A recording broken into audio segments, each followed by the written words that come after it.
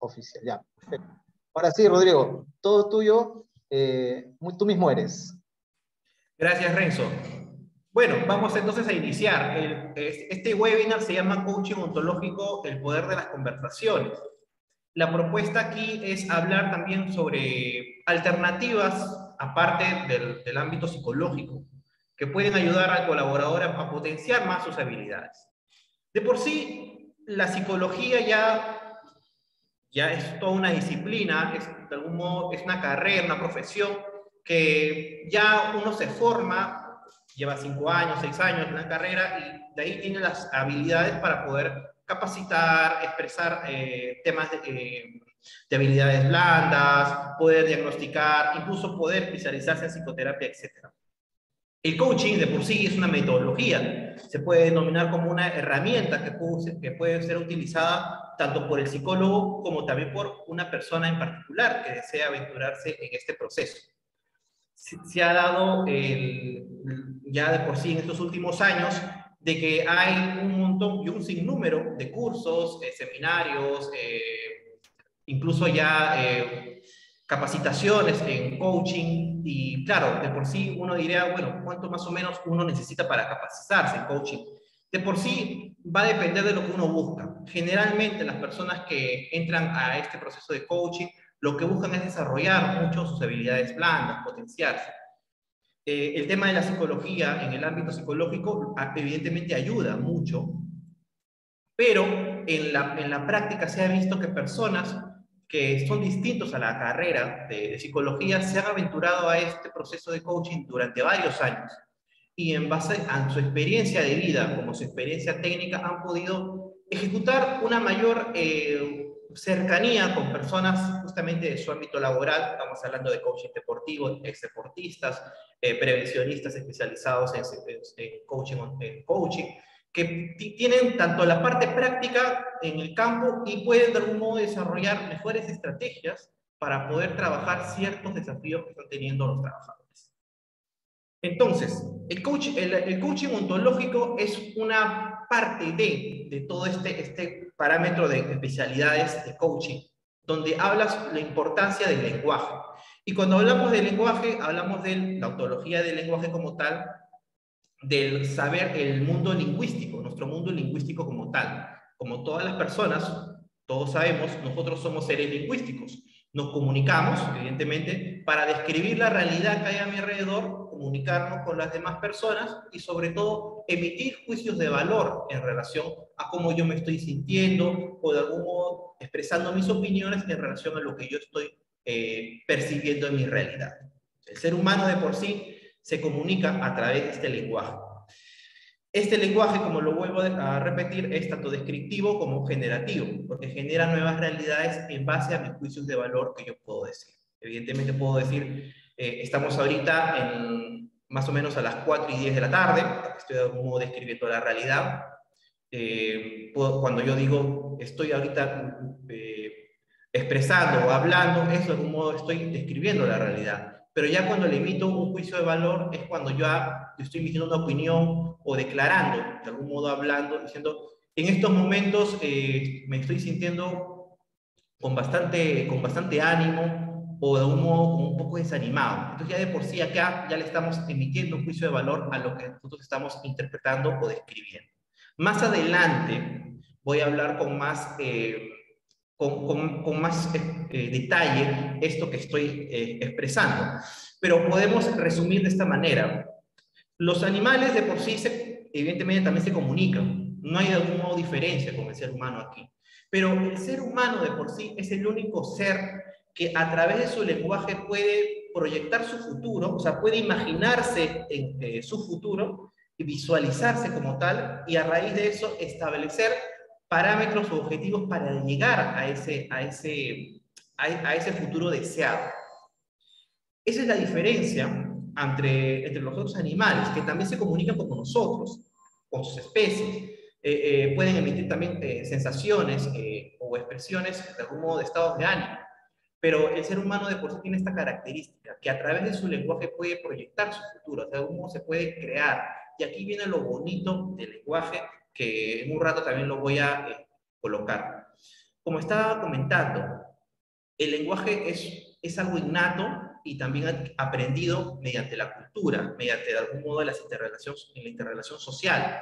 Describimos la realidad como tal, bacán, y nos comunicamos con las personas. Hasta aquí podemos decir que el lenguaje nos ha ayudado a poder relacionarnos con el entorno, pero a la vez de eso también genera nuevas realidades en base a mi mundo interior. A mi mundo interior, y aquí estamos hablando de mi mundo emocional y mi mundo cognitivo. Podemos ver aquí, en este ejemplo, como dos lados de la moneda. Uno puede decir estoy medio lleno o estoy medio vacío. Ambos están percibiendo la misma descripción de la realidad, pero cada uno tiene un diferente tipo de interpretación anímica. La persona que dice estoy medio lleno, hay un modo de optimismo, mientras que el estoy medio vacío ya se está centrando más en el tema pesimista. Aquí este es un ejemplo en realidad básico, no es tampoco un ejemplo tan a detalle, pero nos puede adentrar mucho de que qué importantes son nuestras interpretaciones y cuando estas interpretaciones de mi mundo exterior se entremezclan con mi estado de ánimo o cómo yo me encuentro en estos momentos. Es como, por ejemplo, cuando yo me pongo unos lentes. Los lentes podría decirse que es mi estado de ánimo, cómo me encuentro en este momento.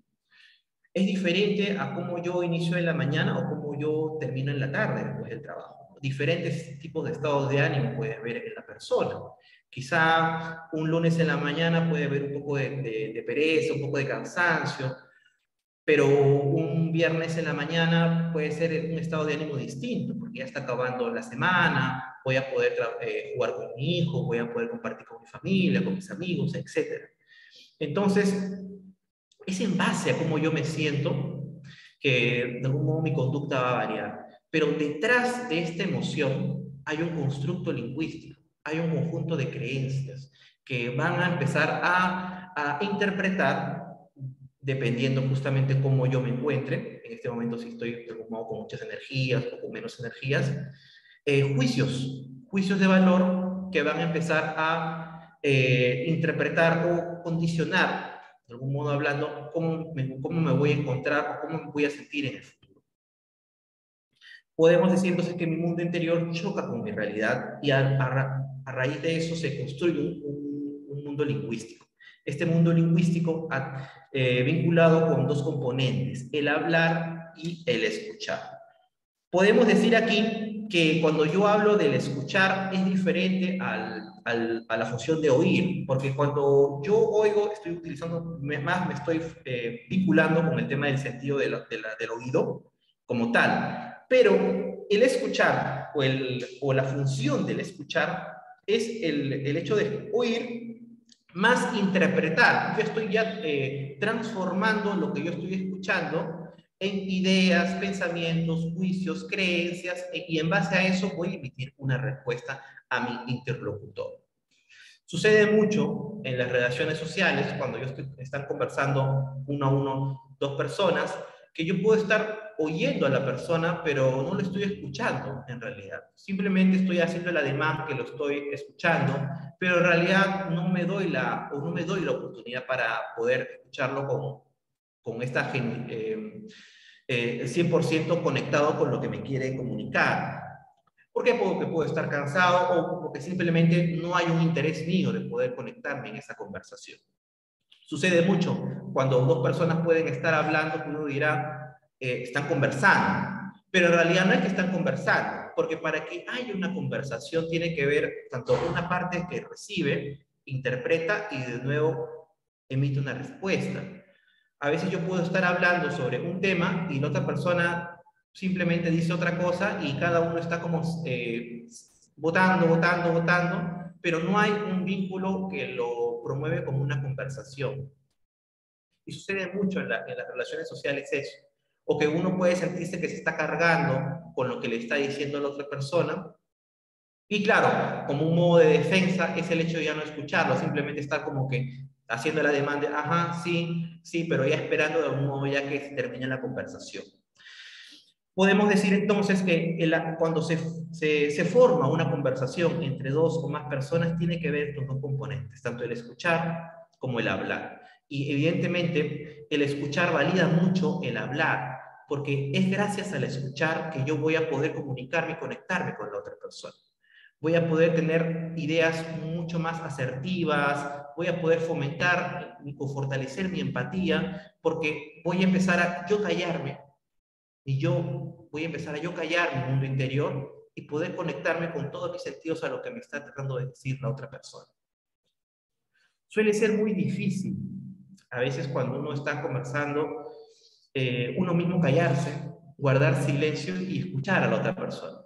Porque uno ya tiene juicios o ideas preconcebidas de la otra persona y simplemente uno puede pensar que se está comunicando con la otra persona, pero en realidad solo se está comunicando más con los juicios que tiene en relación a la otra persona. Y es en base a esos juicios que yo puedo tener malas interpretaciones con esa persona, de que esa persona no sabe o no, es una persona muy criticona, toda la vida está de mal humor y a raíz de eso yo ya no voy a conectarme o a lo mucho voy a comunicarme nuevamente con esa persona. Miren cómo aquí se cierra la oportunidad en base a los juicios de darme la oportunidad para conocer un poco más a la otra persona. Porque a veces me puedo dejar llevar por lo que me dicen los demás, de que fulanito de verdad, esta persona no te juntes mucho con esta persona porque es muy quejoso, toda la vida se queja, toda la vida interrumpe, ¿no? Y ya de por sí yo, si tomo eso y lo vivo o lo veo como una verdad que no se puede cuestionar, a la hora de poder yo vincularme con esa persona, yo voy a estar atento a lo que me han dicho, de que en este momento va a criticar o se va a poner de mal humor, entonces yo no me voy a conectar 100% con lo que me está comunicando la persona y verificar genuinamente de lo que me quiere transmitir. Sucede mucho y por eso es evidente que ahí pasan los conflictos. Estos conflictos que ya están en un modo de queja ininterrumpida, perpetua, que no buscan una solución y que al final solamente lo sofocan a uno y lo cargan. Y cuando se habla del tema de las conversaciones, se habla ya de dos componentes en ese proceso conversacional, tanto de afirmación como declaración. Cuando se habla de afirmación, describe el hecho como tal cual. Una situación o una cosa en el mundo. Eso es lo que dice la teoría. Pueden ver acá 3 imágenes y uno puede describir de algún modo lo que está percibiendo. Puedo ver acá a 3 personas con mascarilla, puedo ver que en la foto de mi izquierda están conversando con otras personas, detrás hay una refinería, se puede apreciar que es la refinería de Talara, etc. Entonces estamos describiendo los hechos. No estamos interpretando, no estamos emitiendo juicio de verdad, solamente es mera descripción de la realidad. Una afirmación puede basarse en base a experimentos o estudios científicos o estudios de algún modo, y es en base a eso que uno puede ya empezar a describir ciertos aspectos de la realidad. Un estudio demuestra la eficacia de la seguridad de la vacuna Pfizer en niños de 5 a 12 años. ¿En qué me baso? En un estudio. De algún modo, entonces, estoy describiendo la realidad y esta afirmación yo puedo determinar si es verdadera o falsa. Me guío en la fuente de dónde saqué esta información y a raíz de eso yo puedo decir si esto es verdad o es falso. Igualito con lo otro que dice, más de 28.000 accidentes laborales se registraron durante el 2021. Por ejemplo, en esta afirmación que dice, José no tiene ningún parche en sus ojos. Entonces uno puede decir, ¿esta afirmación es verdad o es falsa? Y uno puede observar y evidentemente es falso, porque efectivamente, basándonos en lo que estamos viendo de la realidad, José, esta persona que lo hemos denominado José, tiene un parche en uno de sus ojos. La otra foto, por ejemplo, la foto presenta a una persona trabajando, sí, efectivamente, no estamos acá interpretando si tiene algún modo, si está trabajando en óptimas o en pésimas condiciones, no estamos describiendo la realidad. Y en base a eso, vamos a decir si esta afirmación es verdadera o falsa. Es una afirmación que es verdadera. Bueno, hasta aquí podemos ver que en el mundo de las afirmaciones estamos describiendo la realidad. Nosotros en ese momento, el ser humano es simplemente un observador que describe la realidad. Y eso lo hemos hecho desde que hemos nacido. Pero ya en una declaración, el ser humano se vuelve un protagonista. Se vuelve un protagonista porque ya en base a lo que yo recibo de mi realidad, yo voy a empezar a ejecutar ciertas directrices o tomar ciertas decisiones. Por ejemplo, una declaración tiene el poder de generar una nueva realidad y de generar nuevas posibilidades y compromisos. Por ejemplo, cuando se elaboró el Decreto Supremo 005/2012, TR, esto fue creado por personas. No es que nació de un momento a otro por una cuestión divina o simplemente apareció debajo de la tierra. No, esto fue creado por personas, personas expertas que se reunieron y empezaron a crear este Decreto Supremo, este reglamento de seguridad y salud en el trabajo. Y que en uno de sus puntos establece la conformación de un comité en seguridad y salud en el trabajo. Entonces, en base a eso, en base a estas decisiones, a esta toma de decisiones, se empieza a moldear la realidad, empezamos a impactar la realidad. Nuestras declaraciones en estos momentos están tomando las riendas y marcando un punto, un antes y un después. Por ejemplo, se tomó una decisión de que hoy día, 28 de abril, es el Día Mundial de la Seguridad y Salud en el Trabajo. Es una declaración. Se han juntado personas y han tomado la decisión declarando de que todos los 28 de abril de cada año se va a celebrar el Día Mundial de la Seguridad y Salud en el Trabajo. Por ejemplo, las declaraciones, a diferencia de las afirmaciones que pueden ser verdaderas o falsas, las declaraciones están bajo dos parámetros, válidas o inválidas. La foto presenta una serie de condiciones y actos inseguros por el trabajador. Se puede ver aquí que efectivamente sí, en base a lo que a los parámetros de seguridad, no puede notar que sí, efectivamente esta persona se puede accidentar porque no está cumpliendo con las condiciones de seguridad mínima para poder cuidarse. Entonces, efectivamente es eso. Por ejemplo, acá en esta declaración, José ha pasado por un accidente durante su trabajo. Ya no estamos solamente describiendo, estamos de algún modo tomando decisiones o expresando nuestra opinión. Por ejemplo, aquí, José se ha distraído durante su trabajo y por eso ha tenido un accidente. Esta declaración puede ser válida o inválida y bueno, no tenemos evidencia, no tenemos mucha más información para poder decir que esta declaración es válida, así que por el momento podríamos decir que es inválida porque no tenemos más información. Sucede mucho a veces, en base a las declaraciones, de que como es en base a este choque entre el mundo exterior y nuestro mundo interior está compuesto por emociones.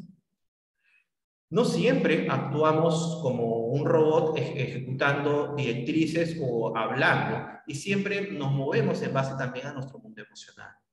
Y es en base a este mundo emocional, cuando no lo manejamos adecuadamente, podemos emitir declaraciones que no tienen de algún modo tanto sustento o fuente, simplemente se sueltan porque también hay un componente emotivo que las hace nacer. Por ejemplo, una declaración, como la había comentado, marca un antes y un después. La declaración del estado de emergencia que dijo Vizcarra en el año 2020 marcó un antes y un después en donde hubo un impacto en la realidad. Los peruanos empezaron a usar mascarilla. Antes de eso, muy pocos peruanos usaban mascarilla. Esto genera, de algún modo, un impacto emotivo en las personas, un impacto emocional en las personas, pero esta declaración se hizo en base a estudios. Puede ser que en esos momentos, cuando se emitió la declaración, también haya habido un componente emocional debido al miedo, por los contagios que se incrementaron, pero al final llega a ser una declaración. Como estaba comentando, la descripción del mundo exterior se va a intermezclar con la expresión de nuestro mundo interior. Nuestro mundo interior va a estar compuesto tanto por la parte racional que emite las decisiones, las ideas, nuestros juicios, pero también en base a nuestro mundo emocional. ¿Por qué? Millones de años de evolución se ha podido ver de que nuestro cerebro racional no tiene de algún modo tantos años como nuestro cerebro límbico, nuestro cerebro emocional. Nuestro cerebro racional no tiene ni siquiera 1 millón de años. En cambio, nuestro cerebro emocional tiene muchos millones de años de evolución. Gracias a nuestro cerebro emocional hemos podido cuidarnos de depredadores y poder sobrevivir. En base a esta lucha entre luchar, escapar, de un modo para poder cuidarnos. Ya después, poco a poco, mediante la evolución del ser humano, por medio de las herramientas, por medio de descubrimientos como la rueda, el tema de la agricultura, etcétera, el ser humano ha podido empoderarse y generar mayor conocimiento y poder defenderse y poder moldear de algún modo la tierra y poder de algún modo crear civilizaciones, etcétera. Pero cuando suceden cosas que nos estresan, cuando suceden cosas que nos generan muchos miedos, a veces sucede de que el mundo emocional de por sí nos desborda. Puede haber desde temas tan sencillos como la entrega de informes y tengo poco tiempo para poder ejecutarlo y eso me genera pensamientos de incertidumbre, duda, confusión y justamente después de ello me va a generar el miedo, la preocupación. Y a raíz de eso puedo tener conductas como evitativas, ¿no? Como el hecho de procrastinar, no ser responsable de lo que de lo que quiero hacer, evitar, posponer, etc. Podemos ver aquí que la situación del exterior es lo que yo difícilmente puedo controlar. Y es algo evidente, porque lo que justamente está afuera, yo difícilmente puedo yo manejarlo. Difícilmente yo puedo tener control de lo que pueda tomar la decisión mi jefe o de lo que puede suceder en el gobierno, etc. Pero hay algo que yo puedo manejar y a veces como que el ser humano se olvida de que es responsable y es capaz de controlar y manejar sus emociones. Estamos hablando tanto de lo que es también pensamiento y conducta, pero principalmente el mundo emocional es importantísimo. En este webinar no me voy a centrar mucho del mundo emocional porque si no nos iríamos de largo, pero sí vamos a hablar mucho sobre el tema del pensamiento y el mundo lingüístico. Porque basado en esta teoría, lo que gatilla una emoción son los pensamientos. Como yo expreso mis ideas va a estar en base a lo que sucede a mi alrededor. Sin embargo, hay momentos cuando ya es tanto el desborde por lo que ha sucedido que la emoción me desborda. Ya no pienso en base a lo que ha sucedido. Recibo críticas o me han faltado de respeto en el trabajo. Y en base a eso, yo ya ni siquiera me pongo a pensar en lo que ha pasado, simplemente me conecto con la emoción de la ira o el enojo, por ejemplo. Y en base a ello puedo tomar decisiones equivocadas, puedo tomar decisiones ya que moldean la realidad, generan un impacto en la realidad, pero que pueden dañar tanto a la otra persona como a mí, como a mi imagen personal como profesional. El ejemplo claro, podemos ver el tema de Will Smith, por ejemplo. Will Smith en esos momentos tomó la decisión de levantarse, pegarle a este comediante y a raíz de eso hubo una consecuencia. Pero en ese momento no es que pensó en la consecuencia, en ese momento no se podría decir que no pensó, simplemente se conectó con la emoción porque lo que sentía era en este momento plenamente justificado. Él estaba plenamente convencido que eso tenía que realizar y simplemente se llevó por la emoción, de la ira, el enojo.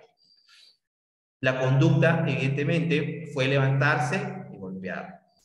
Luego de ello ya pidió disculpas y todo. Y es que, claro, cuando uno ejecuta ese tipo de acciones y no piensa, después viene el tema del mea culpa, ¿no? De lo que he hecho, de que en realidad perdí los papeles. Y uno podrá decir que, pero ¿cómo es posible de que no te des cuenta, ¿no? ¿Cómo es posible de que no te hayas equivocado, etcétera? Pero justamente cuando uno está en esos momentos de mucho estrés o digamos en una situación que le gana la emoción, como es la expresión, son en esos momentos que uno está plenamente convencido que esa es la mejor decisión que va a tomar. Luego, claro, viene ya la reflexión, porque nunca se conectó con el pensamiento, con el cerebro racional. Todo fue en base a estímulo-respuesta, pero no hubo un momento de reflexión por el aumento de la tensión emocional que había en ese momento. Suele mucho suceder cuando en el trabajo, en base a este choque de las demandas del entorno y de recursos personales, que hay una carga o una carga mental que va a largo plazo a generar una fatiga. Cuando esta fatiga no es muy bien trabajada, no hay tiempo de descanso, no hay una desconexión digital, no hay un momento para poder descargar en base a actividades placenteras, como el hecho del deporte, por el hecho de poder compartir con la familia, etcétera, uno va a empezar a cargarse mucho más. Y si pongamos en esos momentos, yo paso por una situación de crisis fuerte, ajena a mi trabajo, yo sencillamente voy a desbordarme a puntos en que ya no estamos hablando de un estrés, sino ya quizás un cuadro de ansiedad o un cuadro de depresión. Por eso es muy importante, y eso a veces suelo decirlo también en otros webinars, a pesar de que no estamos hablando mucho del tema de que cuando hay fatiga mental, es muy diferente al tema del estrés. Cuando hay estrés laboral es porque aparte de la fatiga mental ya empieza a haber una cuota de insatisfacción emocional, un cansancio emocional que no se va a recuperar solamente con un descanso.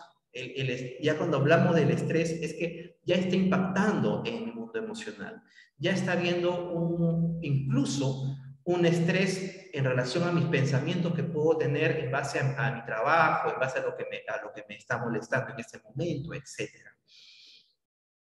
Pero pongamos que yo estoy con mucha fatiga mental por mi trabajo, no hay mucho tiempo de descanso, y empiezo a tener juicios en relación a un desafío, a un tema que yo no lo vi venir y que me está generando mucho malestar. Entonces empiezan a generar que yo no tenga tiempo ni siquiera para poder razonar, pensar, porque estoy tan, pero tan cargado, que volviendo un poco a lo de atrás, yo ya no voy a poder reflexionar. Y cuando una persona no reflexiona, lo primero que coge son los juicios, porque los juicios ya son pensamientos como muy sintetizados, muy prácticos, vamos a denominarlo de esa manera, ¿no? Sistema de creencias que no se ha razonado o no se ha comprobado, pero en base a ello yo puedo tomar decisiones. Por ejemplo, volviendo al caso de Will Smith, él no se puso a razonar y en esos momentos no pensó porque se dejó llevar por sus juicios. Los juicios fue lo que tomó al alcance de su cerebro y a raíz de eso gatilló la emoción. Los juicios son sistemas de creencias que no están del todo comprobados, pero en base a ello podemos sacar a veces pensamientos o interpretaciones que al final nos generan más malestar que otra cosa.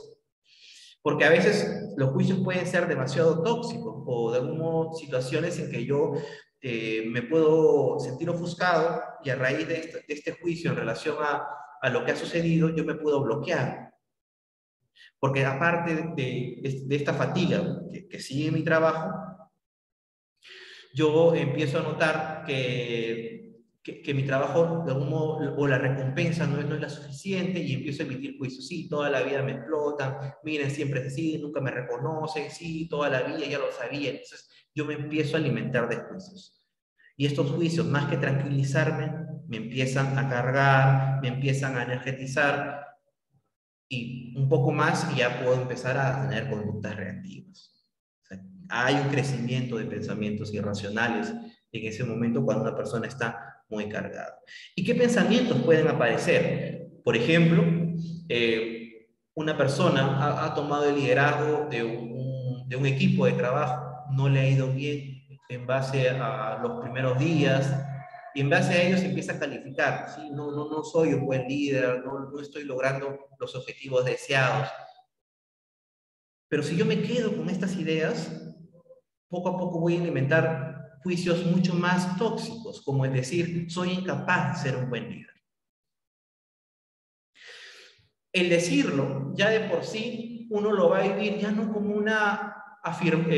como una declaración, porque en realidad es una declaración, pero es tanto la carga emocional que yo puedo tener en ese momento por ese sentimiento de frustración, por no avanzar, por haberme equivocado, etcétera, que yo voy a vivir esta declaración, porque es una declaración, estoy expresando una opinión en base a cómo me siento, como si fuese una afirmación.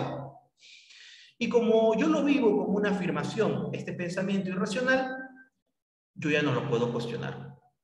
Porque hay algo que sí diferencia la afirmación de una declaración. La afirmación no se puede cuestionar porque es algo del mundo. O sea, de algún modo, si yo digo, ya va a anochecer, No es una afirmación que evidentemente, claro, es verdad, pero no se puede de algún modo cambiar, porque efectivamente es.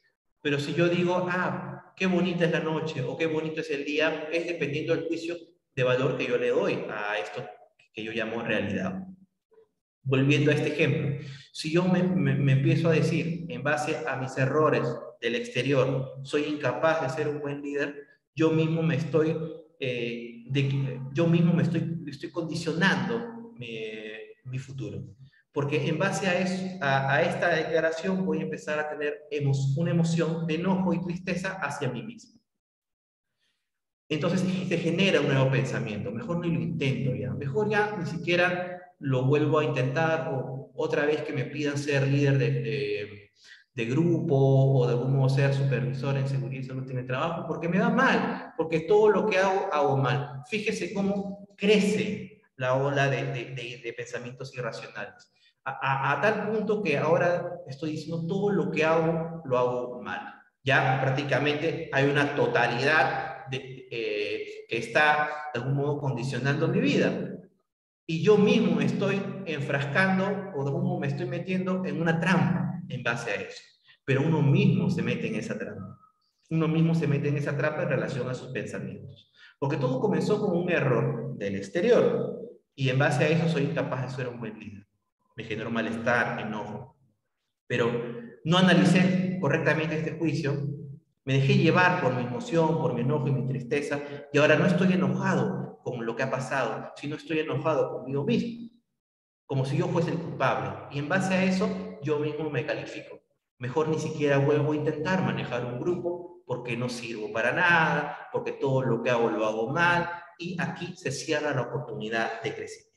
Aquí justamente es el tema de el lenguaje genera nuevas realidades, pero también es en base a mi lenguaje que yo me puedo cerrar oportunidades, en base a cómo yo me califico, en base a cómo yo me califico, en base a mis equivocaciones, a mis errores, yo puedo cerrar oportunidades doradas, soñadas, porque no tuve la suficientemente confianza para poder cuestionar estos juicios, de que sí, efectivamente, es válido que esté molesto, pero sería un error que me moleste conmigo mismo a tal punto de yo mismo calificarme como si fuese yo algo que no sirvo para nada o no valgo nada. Suele suceder mucho cuando uno comete errores y que no se da cuenta de cómo se califica, ¿no? Y puede vivir esta declaración como una afirmación.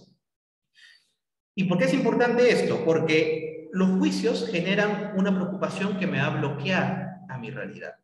Si yo estoy con muchos juicios en mi cabeza, muchas preocupaciones en estos momentos, y yo soy un líder de escolta, por ejemplo, que estoy manejando un container y estoy muy preocupado por lo que sucede en mi casa, por las críticas de mi esposa, por las críticas de mis suegros, etcétera, etcétera, etcétera, y no estoy concentrado. Puede ser que he dormido mis 8 horas, mis 10 horas, estoy con mucha energía, pero estoy con estos pensamientos por estos temas tan personales que me están generando mucha inestabilidad. Yo en cualquier momento puedo cometer una imprudencia y atentar contra la integridad de mi equipo.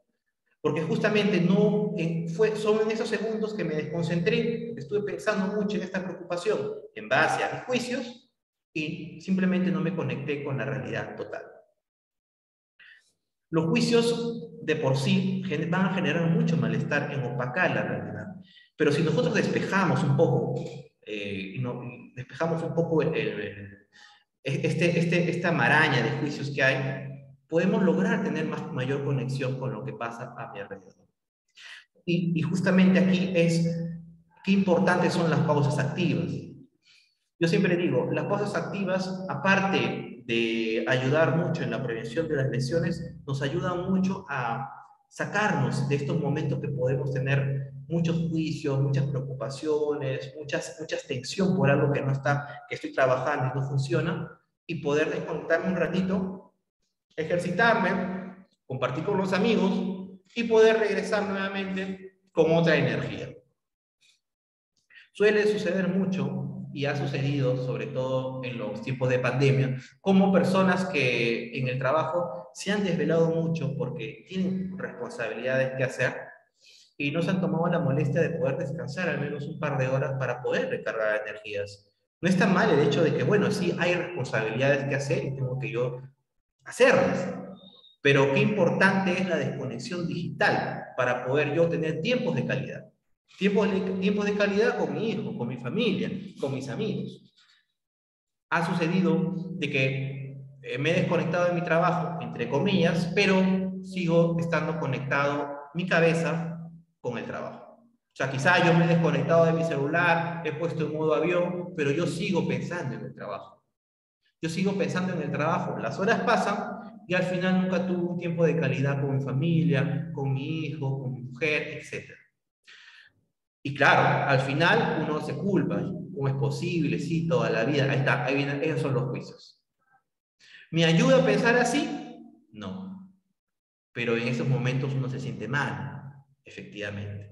Es válido sentirse de esa manera, pero no está bien el hecho de ya machacarse, el hecho de ya torpedearse con esos mensajes tóxicos que en realidad no ayudan en nada y solamente le generan mucho más estrés de lo que uno ya tiene.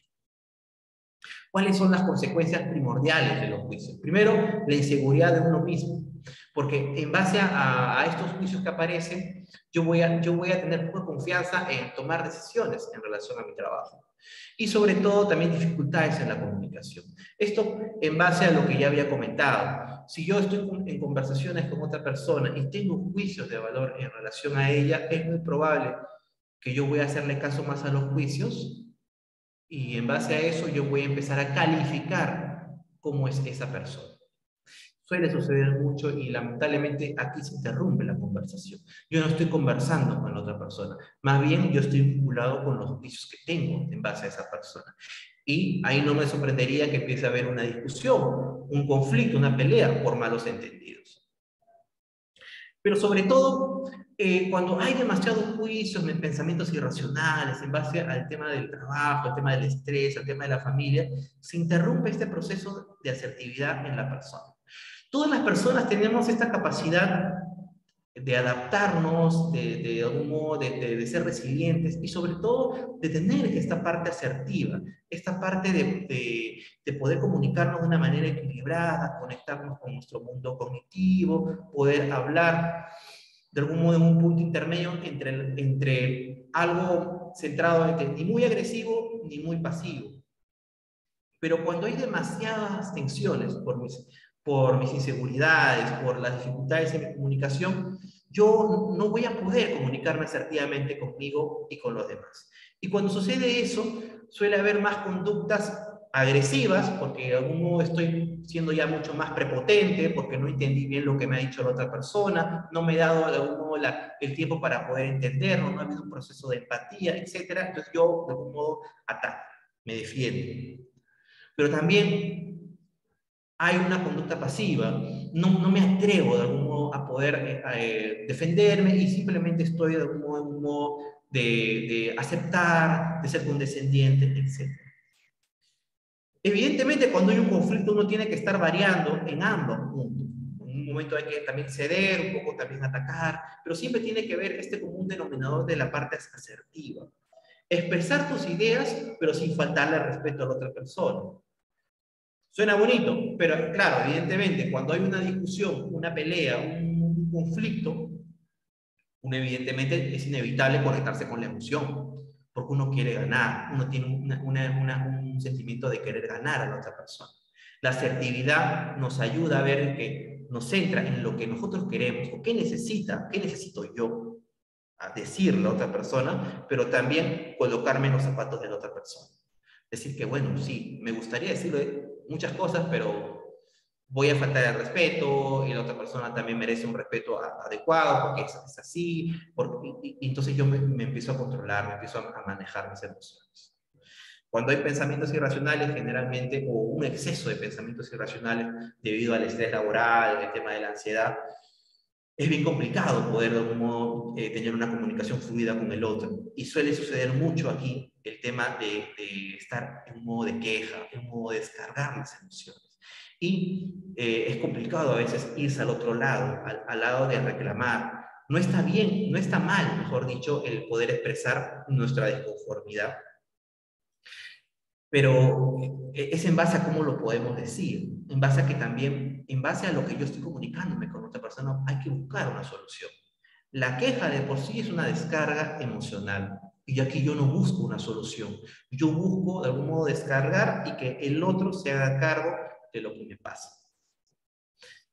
En base a todo este proceso que he estado conversando, considero importante porque vamos a hablar ahora sobre el coaching de por sí y el coaching ontológico como tal, porque el coaching ontológico se basa mucho en esta construcción lingüística, en cómo lo que pasa a mi alrededor es algo que yo no puedo controlar, pero hay situaciones que yo puedo manejar, que es mi mundo emocional y mi mundo lingüístico. Es en base a eso que yo puedo moldear la realidad.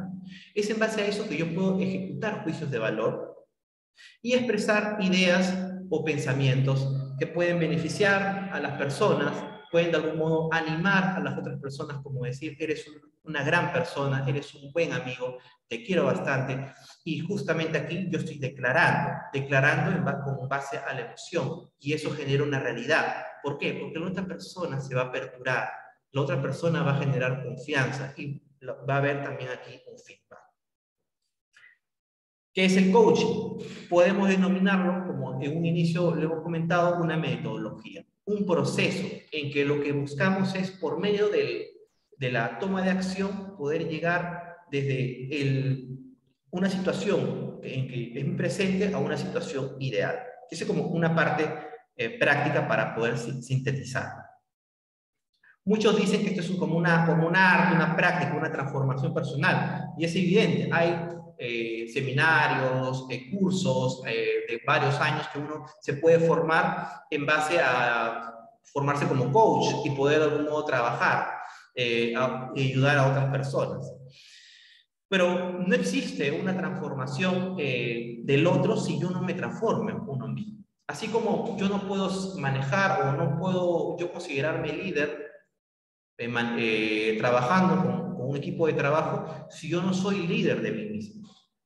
Entonces, evidentemente aquí se relaciona mucho con la importancia de ser también líder desde adentro, de que uno mismo tome las riendas de su vida, dándose cuenta de lo que le pasa, pero no quedarse solamente en este insight de darse cuenta. Ya, yo ya sé que soy de esta manera. Sí, soy renegón, pierdo los papeles, puedo ser muy emotivo, etcétera. Pero de ahí, ¿qué es lo que más vas a hacer para poder trabajar esto que es tu situación inconclusa, tu situación que tú debes trabajar, porque nadie es responsable de tus emociones más que tú? Y aquí viene la tarea del coaching. Claro que sí, la propuesta del coaching de trabajar. Podemos decir que el coaching menciona de que todas las personas somos protagonistas de nuestra vida. Bueno, eso es algo evidente. Nadie de por sí es protagonista de nuestras vidas. Nosotros somos protagonistas de nuestras vidas. Pero sucede mucho en un tema de conflictos, un tema cuando me desborda la emoción, en que yo busco que la otra persona se haga cargo de lo que me duele, de lo que me fastidia, de lo que me aqueja. Es como, por ejemplo, los bebés, ¿no? Los niños, cuando lloran, en esos momentos el bebé es incapaz de defenderse y necesita de la madre, necesita del padre para poder cuidar y satisfacer sus necesidades, tanto físicas como de apego. Pero ya de por sí, cuando uno es adulto, o a veces uno se olvida de ello en los momentos de mucha crisis. Y claro, sucede mucho en los conflictos, cuando uno empieza a gritar y no busca una solución, porque, porque en el fondo lo que busca es simplemente descargar. No le interesa mucho que haya una solución. Primero quiere descargar, y no se da cuenta de que esta descarga va a dañar a la otra persona. Puede dañar, puede generar, romper vínculos, incluso consecuencias a la otra persona, a otras personas, porque van a generar una imagen o juicios de valor en relación a esta persona. Oye, fulanito mira cómo le ha levantado la voz a esta persona, miren, sí, es una persona agresiva, ya no lo invitamos a ninguna otra reunión. Porque siempre cuando él habla empieza a gritar y todo. Miren cómo acá se cerró la oportunidad en base a los juicios de valor, a ya no querer comunicarse con fulano, porque se dieron cuenta de que fulano es demasiado impulsivo, agresivo, y se quedaron solamente con esa parte nomás. Suele suceder mucho en los momentos de crisis, en donde uno tiene que darse cuenta de que sí, efectivamente, esto me molesta, esto me genera fastidio, pero nadie es responsable de mis emociones. De algún modo yo soy responsable de manejar mi ira. Efectivamente, lo que ha pasado me gustaría que cambie, pero hay cosas que yo difícilmente puedo cambiar. Claro, aquí todo bonito porque uno está en ese momento pensando con la parte racional. Pero cuando las papas queman, cuando de algún modo hay una situación de crisis que de un momento a otro no lo vio venir porque interrumpió su tranquilidad, su paz, ya efectivamente lo enerva y ahí sucede que aquí, justamente en esos momentos, es donde yo tengo que actuar de una manera más asertiva, mucho más inteligente emocional para poder manejar mis emociones. El ser humano es protagonista de la acción y en base a lo que pasa a mi alrededor yo voy a interpretar la realidad, en base a mis pensamientos, etc. Después de ello yo voy a tomar acción, decisiones, y en base a eso va a haber resultados. Yo voy a comparar estos resultados con mis expectativas y me voy a dar cuenta si en realidad estoy conforme o disconforme. Si estoy disconforme, entonces yo tomo la decisión de tomar acción. Pero sucede mucho que a veces me cuesta tomar acción y es aquí donde el coaching ayuda mucho, porque el coaching se puede denominar como un proceso conversacional donde aparte del lenguaje se trabaja la corporalidad y el mundo emocional. Podemos ver aquí que la palabra clave aquí es el escuchar, porque suele suceder mucho en los procesos de coaching que queremos que nos den los tips, que nos den alguna de las estrategias para poder sanarnos, cumplir con el objetivo, etcétera, pero no nos damos cuenta que tenemos que empezar a tener una mirada distinta, una mirada de aprendiz. Una mirada en que yo voy a empezar a atender con todos mis sentidos y darme cuenta de que efectivamente hay cosas que yo tengo que reaprender. ¿Y qué cosas tengo que reaprender? El hecho de ser un poco más humilde, darme cuenta de que no es que lo sé todo, hay cosas que también tengo que aprender y el coaching te ayuda mucho a eso. El coaching también te dice que hay que establecer una meta y bueno, también en base a esa meta es trabajar objetivos, claro que sí. Y cuando se habla de meta, se habla del tener, que es lo que, mejor dicho, del querer, qué es lo que yo quiero hacer. Y en base al objetivo es cómo puedo hacer cómo puedo yo cumplir esa meta en base del hacer. Hay varios modelos para establecer objetivos, metas, y por ejemplo aquí este modelo llamado Grow ayuda mucho a poder establecer. Primero, ¿qué es lo que yo quiero? ¿Qué es lo que yo deseo? ¿No? Y después de ello, preguntarme dónde estoy, dónde me encuentro ahora. Luego de eso, preguntarme qué puedo hacer yo para sentirme mejor, para poder cambiar esta situación, y de ahí preguntarme qué voy a hacer yo al respecto. Fíjense aquí que el coaching habla mucho de qué es lo que yo voy a hacer, qué actividades voy a realizar. Se centra mucho en que ya, del presente al futuro. Suele pasar que la psicoterapia mucho se centra en el pasado.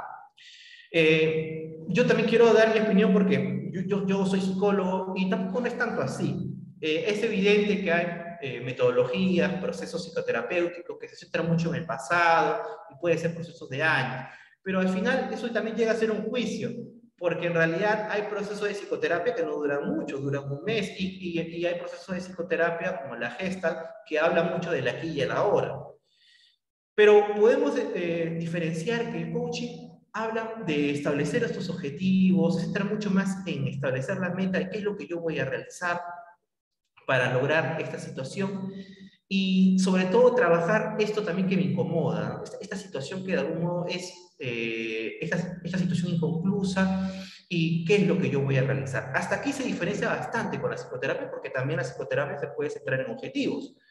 Pero podemos acá también ahondar de que ya en un proceso psicoterapéutico se trabaja también temas ya más complejos, donde puede haber un cuadro de ansiedad que ya ha generado un desorden neuroquímico, un desorden a nivel conductual, que yo ya no sé, yo no me puedo manejar porque tengo una adicción, etc. Entonces ya aquí es necesario ya un trabajo mucho más elaborado, mucho más complejo, donde requiere ya incluso la parte farmacológica para poder trabajar con, y acá trabajas de la mano con un médico psiquiatra. El coaching de por sí se centra más, claro, en el presente al futuro y es enfocado en las metas. Podemos denominar que coaching es acción, porque se centra mucho más en la acción y claro, sí, hay un darse cuenta, pero no profundiza tanto en el darse cuenta, se profundiza más en ya, ahora que sabemos cómo nos encontramos, las soluciones, o sea, se centra mucho en qué es lo que yo voy a lograr.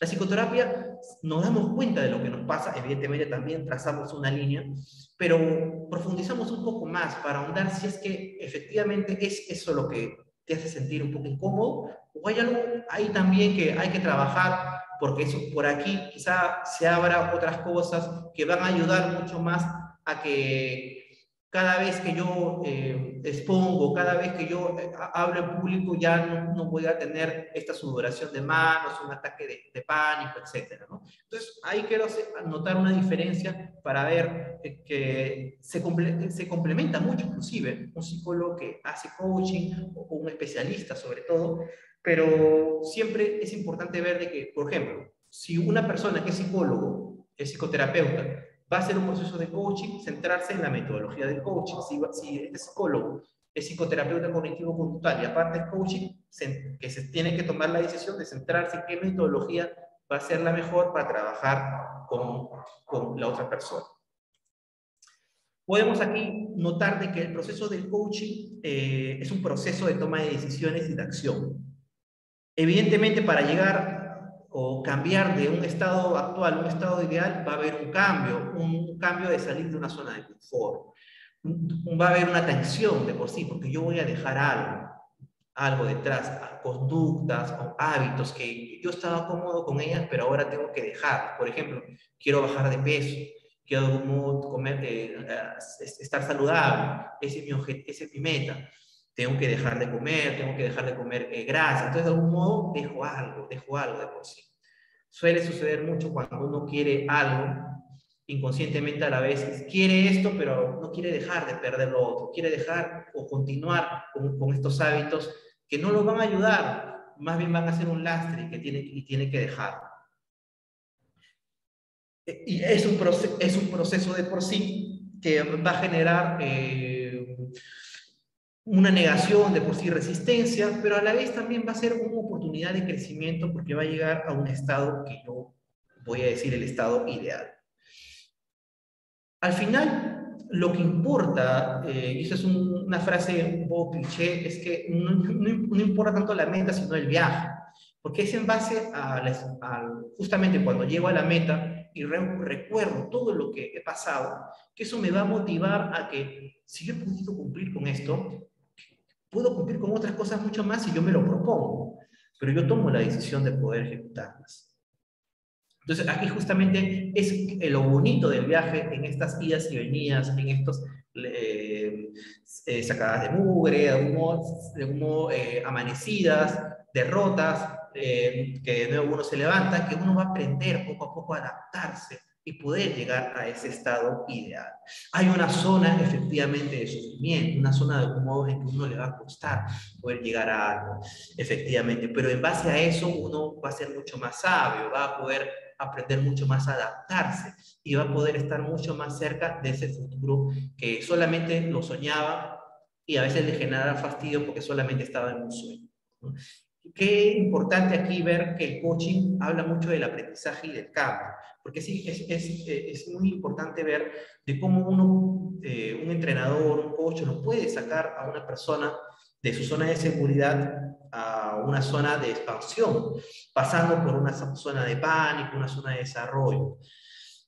Efectivamente, todos estamos conformes con nuestra zona de confort, una zona conocida, pero si nosotros expandimos mucho más, nos vamos a dar cuenta de que somos capaces de muchas cosas. Claro que sí, pero claro, al principio uno tiene miedo, tiene dudas, tiene de algún modo situaciones en que inclusive puede procrastinar, si de algún modo se quiere de algún modo terminar algo y lo empieza a posponer, etc. Pero uno puede denominar esta zona de confort como una zona también de dolor, porque uno puede pensar que está cómodo, pero si uno va al coach o al psicólogo y quiere de algún modo cambiar, es porque efectivamente esta zona de confort también le está generando un dolor. Le está generando un dolor, pero discreto, que quizá es bonito estar en una zona conocida, pero a la larga también le genera dolor porque le gustaría poder expandir sus horizontes. Pero hay este desafío de la poca confianza en uno mismo, de poder trabajar el tema de liderazgo, inteligencia emocional, etcétera. Podemos denominar el coaching como, o mejor dicho, el coaching ontológico como un aprendizaje transformacional, porque hay un aprendizaje de primer orden, que es el aprendizaje en que yo tengo que tomar acciones para tener resultados. Hay un aprendizaje de segundo orden que habla sobre tomar diferentes acciones para tener resultados diferentes, ¿no? Que es en base a este tipo de coaching que uno más se trabaja, ¿no? En base a lo que yo ya sé cómo me encuentro, qué acciones diferentes yo voy a tomar. Generalmente uno trabaja de esa manera, ¿no? El coaching ontológico tiene esta propuesta distinta, porque habla de que tiene que haber un cambio en el ser, un cambio en el observador, en la persona, para poder realizar acciones distintas y esas acciones distintas tener resultados distintos. O sea, no basta solamente con tomar diferentes acciones, es necesario también cambiar cosas de mi ser, trabajar mi mundo emocional, mi mundo lingüístico, hablando más claramente. O sea, trabajando temas que inconclusos, temas de algún modo que yo muy poco lo he trabajado porque yo digo, bueno, yo soy así, bueno, sí, ya lo veré cuando lo trabajo, pero efectivamente esto a lo mejor es una ancla para poder yo tener un ascenso, poder lograr ciertos objetivos, y de por sí eso es lo que yo necesito más trabajar que en realidad otra cosa.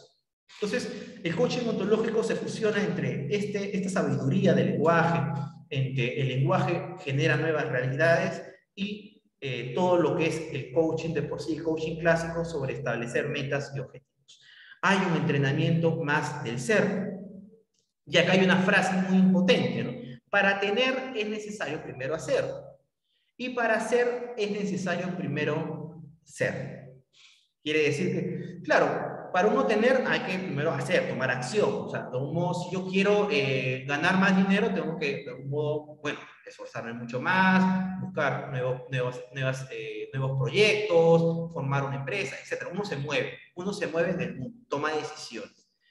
Pero si yo también cambio mi manera de pensar en base a mí, yo puedo expandir más mis horizontes y yo puedo darme cuenta de que, caray, no me había dado cuenta que, aparte de, claro, trabajar horas extras, puedo yo implementar un proyecto, un negocio propio, etc.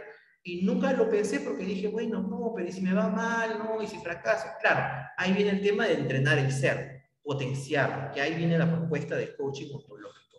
Esta nueva mirada, aparte de tomar acciones diferentes, yo tengo que cambiar mi modo de pensar, de mí mismo y de mi entorno. Cambiar mi modo de mí mismo implica cuestionar mis juicios. Si yo cambio mis juicios, yo voy a tener un mundo emocional mucho más equilibrado. Y si yo tengo un mundo emocional mucho más equilibrado, yo voy a poder tomar acciones con más seguridad, sin tanto miedo a que quizás pase algo y yo me descontrole, me desbordo y al final todo se va como al tacho. De algún modo, yo tomo acción, pero de algún modo también manejando mi mundo emocional, que está manejado porque ya tengo también manejado mis juicios.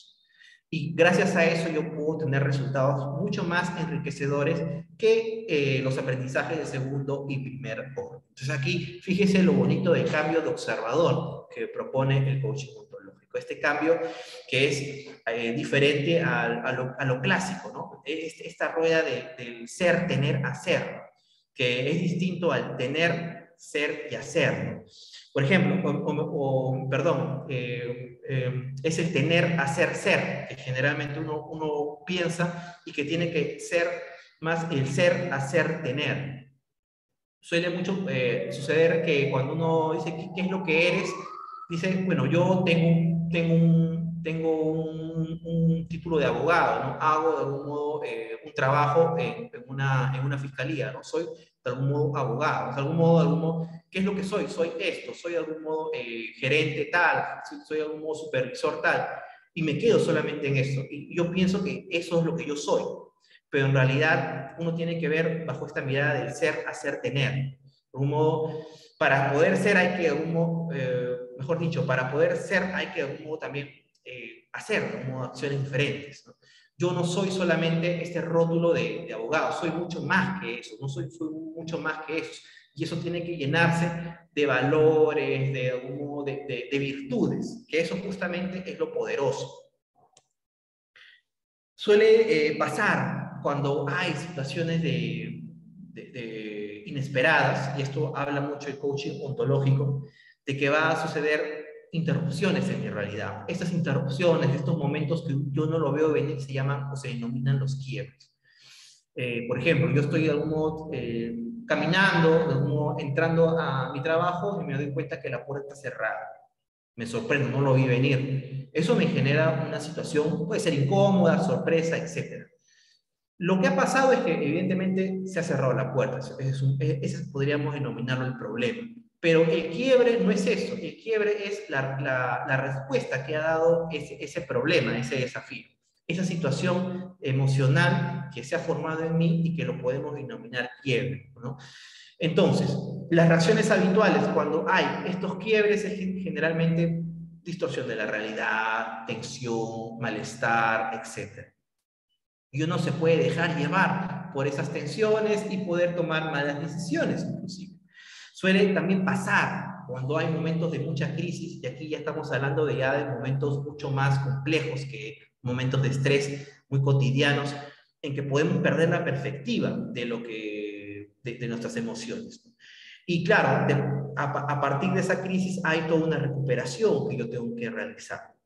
Pero aquí no hay que perder de vista de que la crisis como tal, que es muy natural, que todos experimentamos, está formado por dos componentes. La situación del exterior, la situación de insatisfacción que me genera fastidio, esto que está en el afuera y lo que está en el adentro, que también me genera fastidio, pero es algo muy vinculado con mi mundo emocional. Esto es lo que podemos denominar el quiebre. ¿Por qué es importante diferenciarlo? Porque cuando se habla de problema es el hecho de la realidad, está en el afuera. Lo que está en el adentro es el quiebre, es lo que podemos nosotros solucionar. ¿Por qué? Porque está muy vinculado con nuestro mundo emocional, está en nosotros. Nosotros podemos trabajar ese quiebre. Va a haber cosas que nosotros no vamos a poder manejar ante una situación de crisis. Evidentemente, en una situación de insatisfacción va a haber algo que yo difícilmente yo voy a poder manejar. Y en base a eso uno tiene que adaptarse. Pero hay una situación de quiebre a nivel emocional que me ha generado mucho dolor, que yo puedo de algún modo cambiarlo, puedo aprender sobre eso. Primero aceptándolo y luego trabajando el tema de qué más puedo yo hacer para sentirme mucho mejor. Quizá ir a un psicólogo, practicar técnicas de meditación, ir a un coach, etc. Gracias a este aprendizaje y esta adaptación ante lo que yo no puedo cambiar y un aprendizaje en base a lo que yo puedo cambiar, se puede denominar que se está formando un comportamiento resiliente.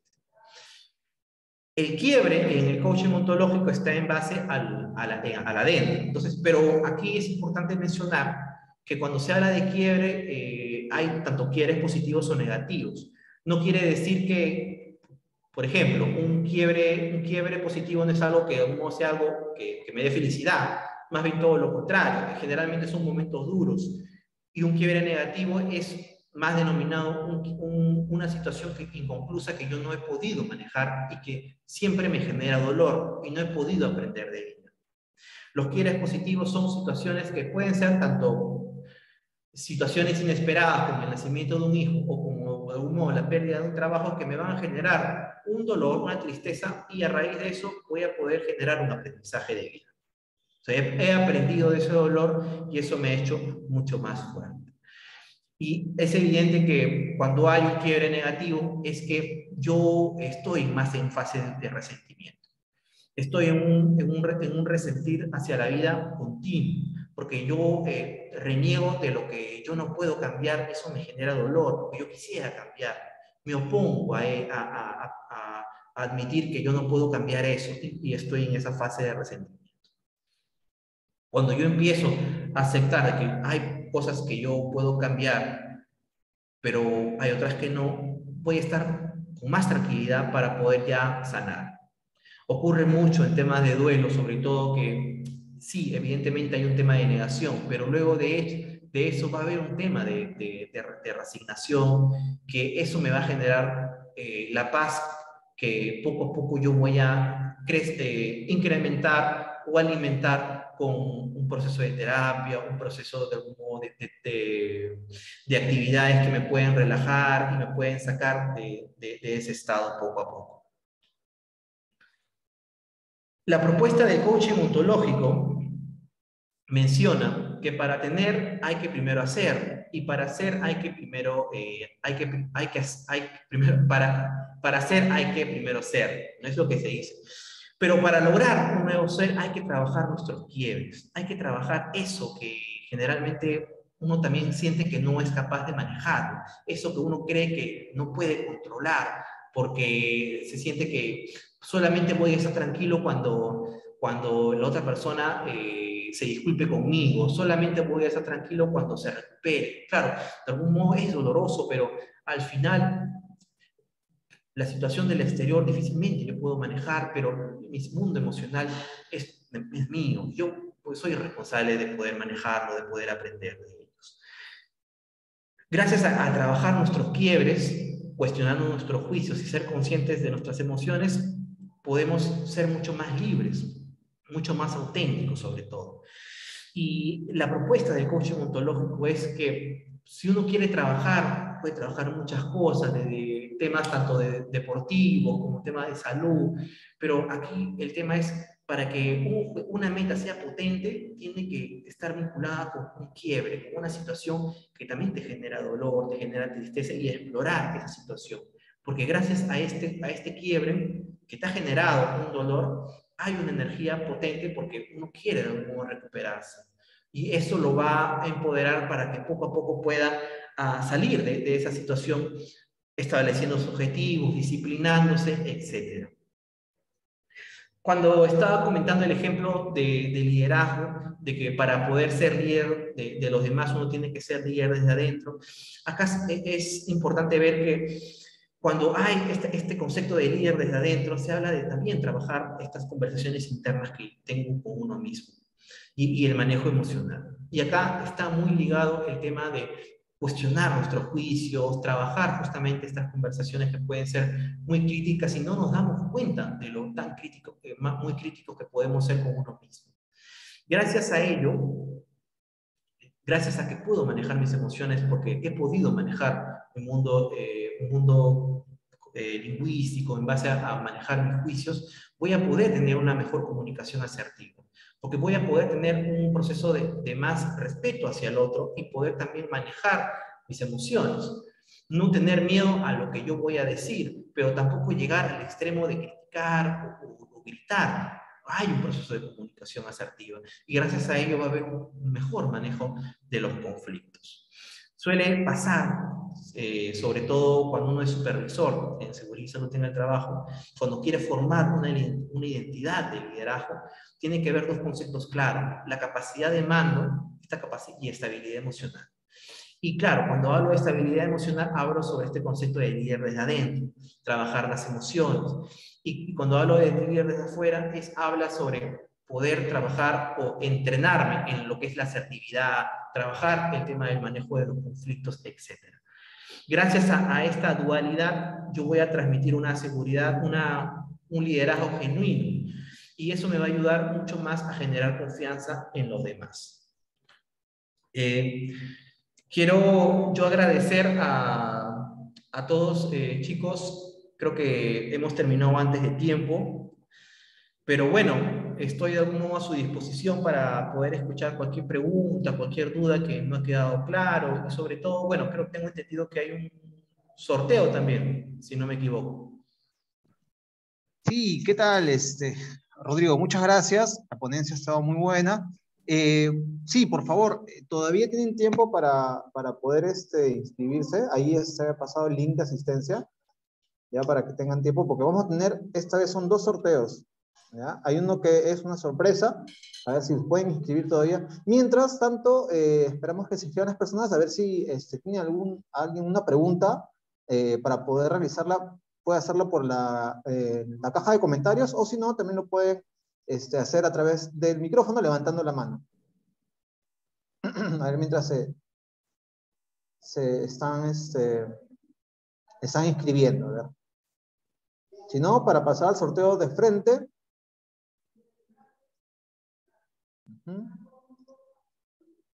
A ver. Ya, creo que pasamos al sorteo, ¿verdad? No hay ninguna pregunta. A ver si me ayudas con la... Dejo de compartir Sí, pantalla, Renzo. sí, por favor. Ya, listo. Ya, perfecto. Entonces, yo voy a compartir ahora, en este caso, mi pantalla. A ver, ahí están todos los que se han inscrito hasta el momento. ¿Están? Vamos a copiarlos. A ver, ¿eh? Vamos a copiarlos a ver si hay más. Ah, mira, justo María se ha inscrito ahorita. A tiempo, a tiempo. Ya, vamos a colocarlo acá. Acá están todos los participantes. Mira, los que se han quedado hasta el final van a estar ganados, porque son poquitas personas. Ya, van a ganar una sesión de coaching oncológico. Ontológico. Ontológico, perdón. Sí, de coaching ontológico, ahí de manera personalizada, de manera virtual va a ser. Ya, a ver, vamos a hacer el sorteo y después vamos a hacer otro sorteo más con un premio sorpresa que ya van a ver para todos los que se han quedado hasta el final. A ver, vamos a dar la vuelta al sorteo.